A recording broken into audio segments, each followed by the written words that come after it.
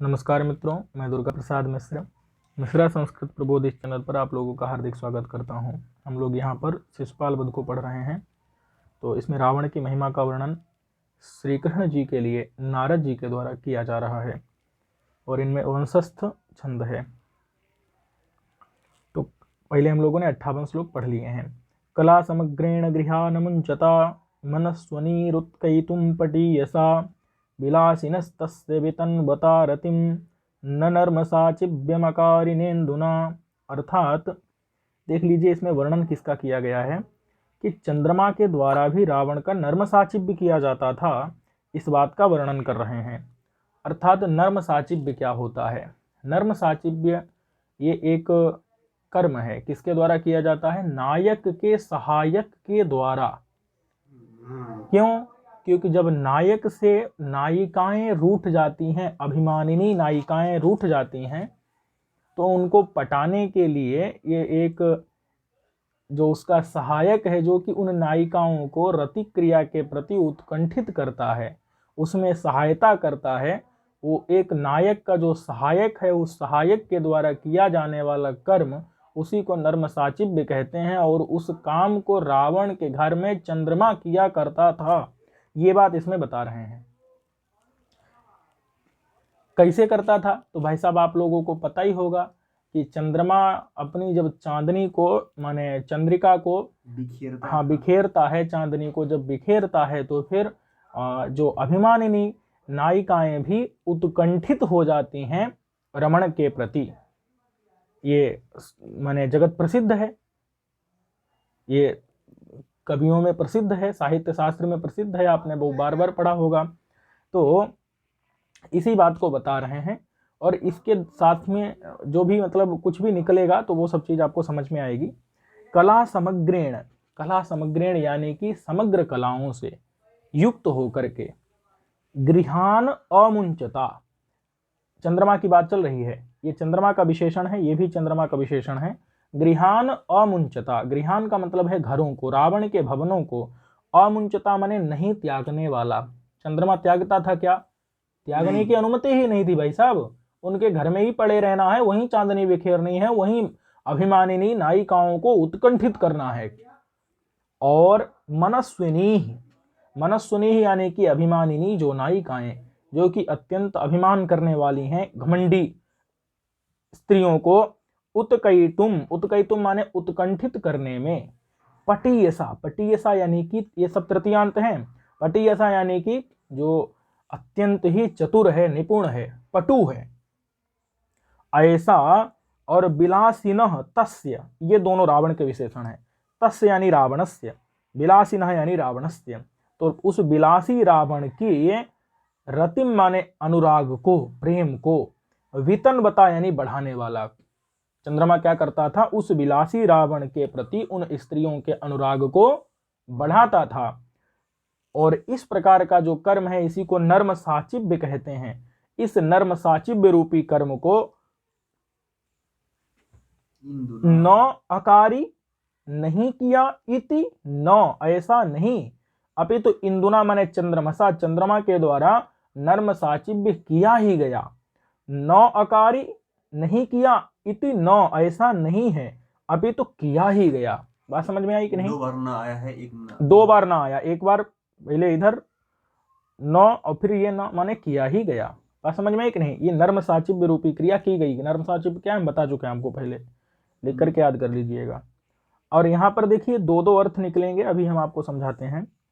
कला समग्रेण, संपूर्ण कलाओं से, गृहान मुंचता, गृहों को न छोड़ते हुए, और मनस्विनी उत्कयितुम, उत्कयितुम पटीयसा यानी कि अभिमानिनी स्त्रियों को, ध्यान दीजिएगा, संपूर्ण कलाओं से युक्त और रावण के भवनों को न छोड़ते हुए, नायिकाओं को उत्कंठित करने में अत्यंत चतुर, मनस्विनी को उत्कंठित करने में पटीयसा, रतिम वितन्वता अनुराग का विस्तार करने वाले, इंदुना इंदु के द्वारा, विलासिनः तस्य माने कि विलासी उस रावण का, नर्मसाचिव्यम नर्मसाचिव्य का संपादन, न अकारी इति न माने किया ही गया, नहीं किया गया ऐसी बात नहीं है। बात समझ में आई कि नहीं? अब यहीं पर देखिए, यहाँ पर श्लेष अलंकार के द्वारा हम मतलब दो अर्थ ले सकते हैं, एक तो चंद्रमा और एक नर्म सचिव। नर्म सचिव एक होता है नायक का सहायक होता है, हम आपको पहले ही बता चुके हैं। नर्म सचिव किसे कहते हैं? नायक के सहायक को, जो श्रृंगार चेष्टा में नायिकाओं को अनुकूल बनाने के लिए नायक का सहायक होता है, तो उसको नर्म सचिव कहते हैं। और ये जितनी भी क्रियाएं हैं सभी उसमें भी घट जाएंगी। बात समझ में है कि नहीं? क्योंकि देखो, शिल्प विद्याभिश्च समग्रेण संपूर्णेन, माने जो नायक का जो वो होता है ना, मतलब सहायक, उसके पास अब 16 कलाएं चंद्रमा के पास, और उसके पास सभी शिल्प और विद्याएं होती हैं, जिसके द्वारा वो और क्या करता है? तद गृहेषु एव अवसता, माने कि उसके घर में ही रहता है। बात समझ में है कि नहीं? दंड के भय से और सेवा धर्म के कारण। बात समझ में है कि नहीं? और मनस्विनियों को, मतलब मानिनी स्त्रियों को उत्सुक करने के लिए, उत्कैतुम माने उत्सुक करने के लिए। बात समझ में आ रही कि नहीं? उत्कंठित करने के लिए। और इस प्रकार का वो जो भी नर्म सचिव रहता है, जो भी नायक का सहायक होता है। बात समझ में आई कि नहीं? इस प्रकार से नायक का सहायक हुआ करते हैं, उसी प्रकार यहाँ रावण का सहायक चंद्र। हाँ, और वह क्या करता है? रति को बढ़ाता है, रावण की उस विलासी, रावण के माने उन नायिकाओं में, माने नायिकाओं की रावण में रति बढ़े, इस प्रकार का प्रयत्न वह जैसे नर्म सचिव करता है, उसी प्रकार से यहाँ पर इंदु भी, माने कि चंद्रमा भी सामान्य नायक का जो उसका जैसे नर्म सचिव काम करता है, उसी प्रकार से ये इंदु भी कर रहा है।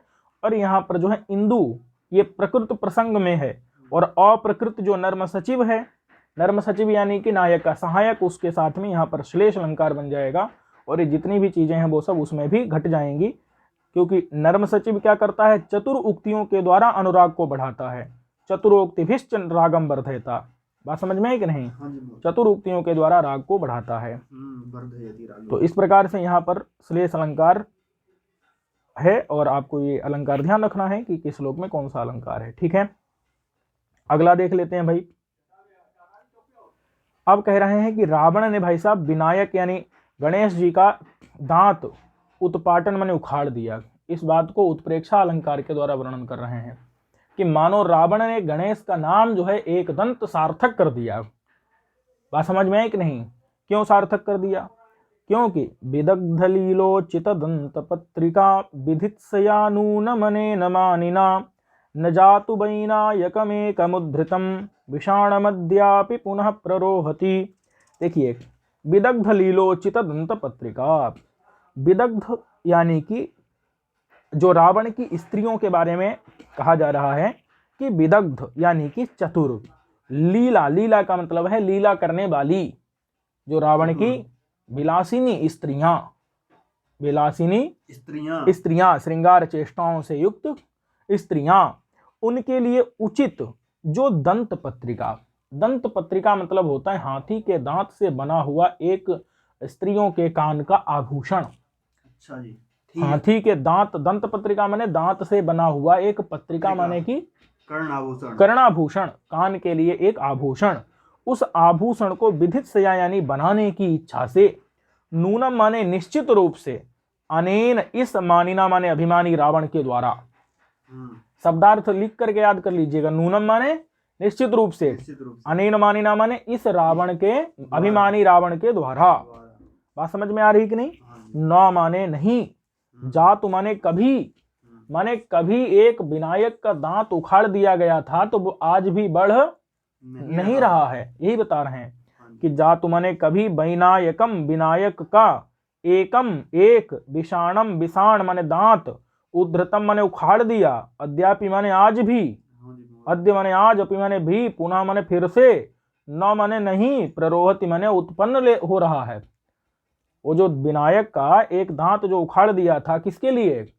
उस दांत से अपनी चतुर जो माने विलासिनी स्त्रियों के लिए उचित, उचित माने उनके योग्य जो दंत पत्रिका यानी कि कर्णाभूषण बनाने के लिए, हाथी के दांत से जो कर्णाभूषण बनाने के लिए विनायक का जो एक विषाण उखाड़ दिया था, वो आज भी फिर से न प्ररोहति, न माने नहीं, प्ररोहति माने उत्पन्न हो रहा है। बात समझ में आई कि नहीं? माने कि वास्तव में विनायक को एक दंत बना दिया, मानो विनायक को क्या बना दिया, और क्या के लिए। तो एक दंत बना दिया। तो याद रखिएगा यहाँ भी शब्दार्थ भाई साहब, अनेन मानिना माने रावण के द्वारा, अभिमानी रावण के द्वारा, विदग्ध लीलोचित यानी चतुर्विलासिनी स्त्रियों के योग्य दंत पत्र रचना।